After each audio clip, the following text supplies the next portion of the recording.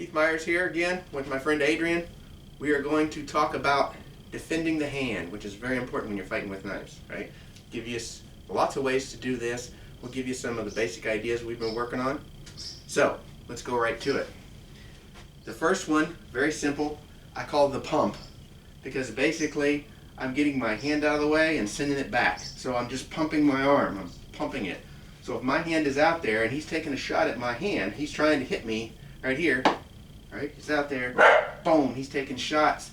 He takes a shot, I get it out of the way, and I come right back, right? So he's shooting at me and we go.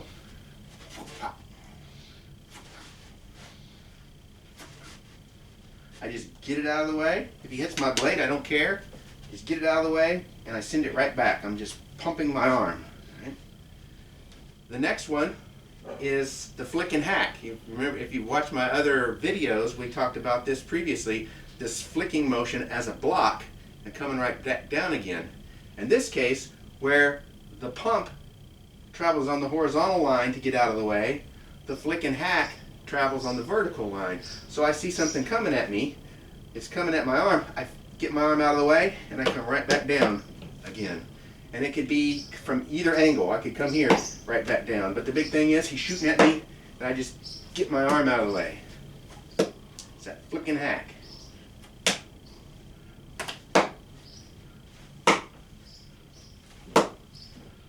the pump, flick and hack. Right? Very easy. The next one comes out of, you watched my drill on the triangle thrust drill, my video on the triangle thrust drill. Remember, it was 1, 2, 3, 1, 2, 3, 1, 2, 3. And we talked about being able to drift from 1 to 2, or from 2 to 3, or from 3 to 1. That drifting motion is what we're using. We're just going the opposite direction. I'm going to drift from 1 to 3, or from 2 to 1. I'm going to drift from 2 to 1 or from 2 to 3. So my hand is out here, he's taking a shot at it, and I drift to my angle 1. See how that works? Whap. These long knives, he's taking a shot right there, and by the fact that I'm lifting my elbow, I've created all this space, right? So if I'm not thrusting, I'm just dodging, it looks like that. So he can be taking a solid shot, and that gets my arm completely out of the way. And now I just drift it to a thrust, right? Pow, pow, pow, pow. Now the opposite direction, he's coming, this is more for kind of a backhand slash, and now I'm going to drift to the number 3. But notice, I can't lift my elbow out of the way, so this one is more risky, a little harder to pull off, because he could be shooting, and he could still be able to hit me, because my arm is not way up here like it is on the other one. So what I have to do, if I'm going to do this one, is as he shoots, I need to angle a bit. And see, as I angle my body, my elbow comes this way more. So it's kind of like the Matador thrust I showed in another video, but kind of at an angle, which is why it's a little more finessey. Can be harder to pull off. But he's coming right on this line, backhand line. Pow. I got to get that elbow high.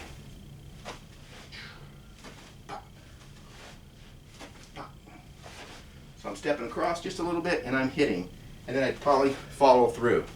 But you've got the idea. I'm either drifting on this line to get out of the way, or I'm drifting on this line to get out of the way. I'm pulling straight back to get out of the way, or I'm lifting straight up to get out of the way. Right?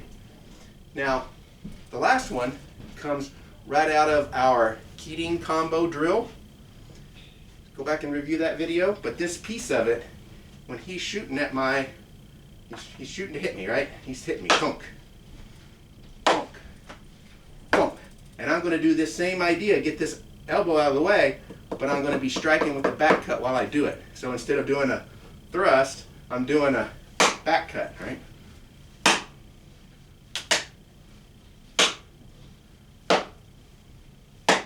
And then typically I would double this, because that's the way it is in our the portion from the Backcut Combo is to go bang, bang, bang, and back.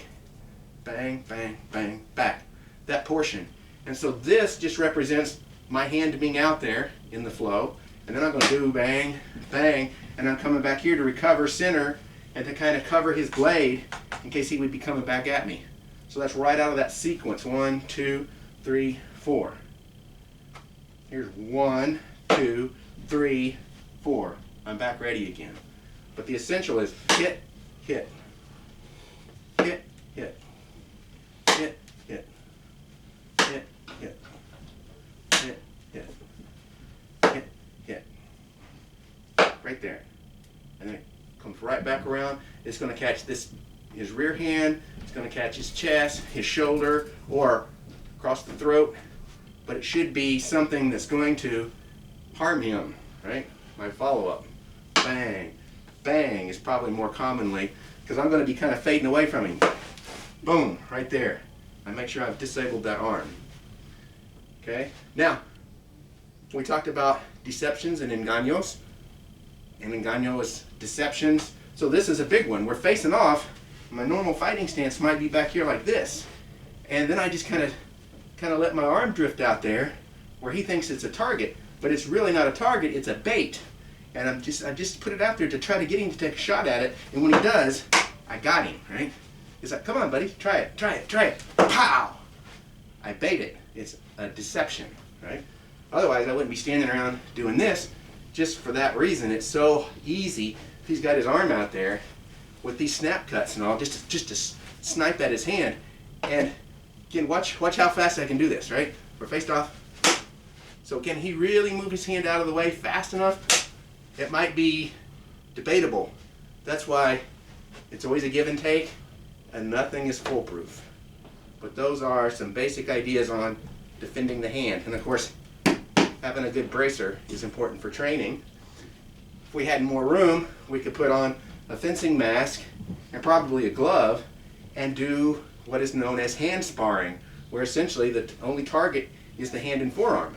And so all these, avoidances and evasions are very important, and you start training them because I'm taking shots at him randomly and he's taking shots at me randomly, and we're working on keeping the hand from getting hit and following up.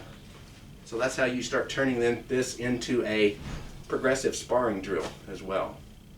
But that's defending the hand.